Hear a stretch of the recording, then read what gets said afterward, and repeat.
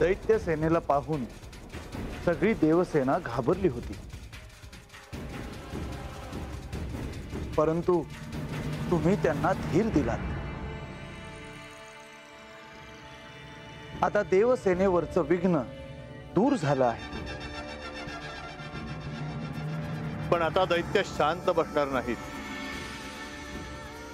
झालेल्या घटनेमुळे ते नक्कीच काहीतरी करणार। आता केवळ युद्ध हाच पर्याय। सारी देवसेना युद्धासाठी सिद्ध झाली आहेत। श्री मार्तंड भैरवांची आज्ञा मिळताच या युद्धाला प्रारंभ होणार आहे आणि लवकरच तो क्षण येणार। नाही,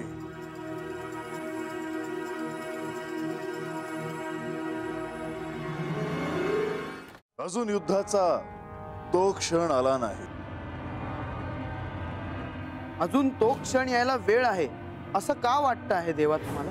कारण हे युद्ध होऊ नये असा विचार दैत्य करत असणार। पण हेच जर त्यांनी या आधी केले असते तर हा क्षण आलाच नसता। आपण म्हणताय तसा विचार ते खरंच करतील? होय, कारण घडलेल्या घटनेमुळे मल्ल देखील भयभीत झाला आहे। आता मल्लासुराच्या मनात काहीतरी निराळ चाललं असणार।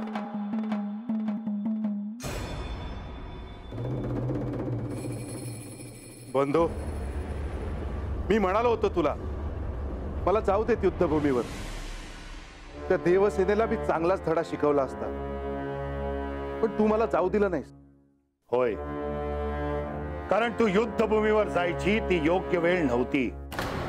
कारण भयभीत झालेल्या देवांनी त्या महादेवाला साकडं घातलं होतं आणि त्या देवांबरोबर तो महादेव ही आहे हे माझ्या ध्यानातच आलं नव्हतं। पण बंधू, म्हणून आता आपण असं हातावर हात धरून बसायचं का? नाही, आपल्याला हे असं वागणं शोभत नाही बंधू। पण मणी, जसा तू विजयासाठी आतुर झालायस तशीच मलाही दैत्यकुळाच्या विजयाची ओढ लागली आहे। पण घडलेली घटना तुला ठाऊक आहे। मी नाही घाबरत या अशा घटनेला। आपण अजय आहोत हे विसरू नकोस।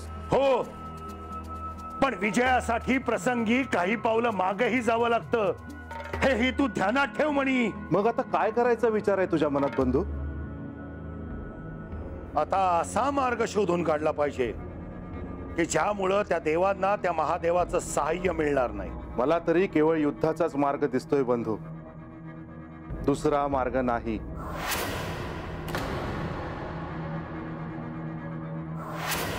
त्या महादेवानं दिलेल्या त्रिशूळामुळं आता देवांचा आत्मविश्वास बळावला असणार। आता युद्धाआधी त्या महादेवाला युद्धापासून दूर कसं ठेवायचं याचा विचार करायला हवा।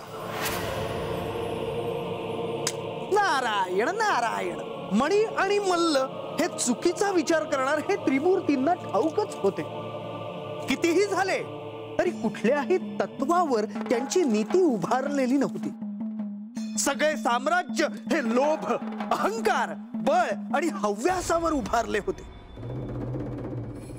जिथे तत्व आणि मूल्य नाही अशा ठिकाणी सुखाचे महासाम्राज्य जरी उभारले तरी त्याचा अंत हा निश्चित आहे आणि त्याचे अधिकार हे लय तत्वाचे स्वामी श्री महादेवांकडे आहे।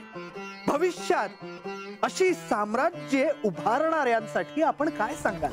मुनिवर, आपण जे सांगितलं ते योग्यच आहे आणि ते व्यक्तींसाठी देखील लागू पडतं।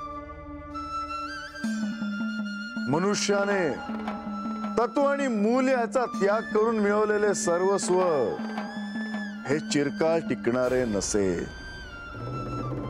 तेव्हा त्याला किंवा त्याच्या वंशाला त्याचे दायित्व स्वीकारून कर्मभोग भोगावाच लागेल।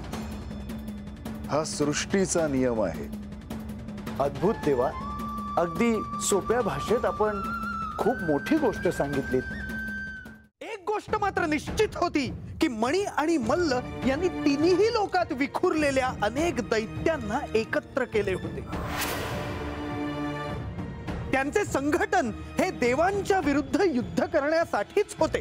अनेक अघोरी शक्तींनी युक्त असे दैत्य एकत्र आले देखील, परंतु श्री खंडेरायांनी सहस्र त्रिशूल निर्माण केले आणि ते देवांच्या स्वाधीन केले. त्यामुळे दैत्यांना प्रथम माघार तर घ्यावी लागली, पर्यायाने युद्धाची त्यांची पहिली चाल ही व्यर्थ गेली.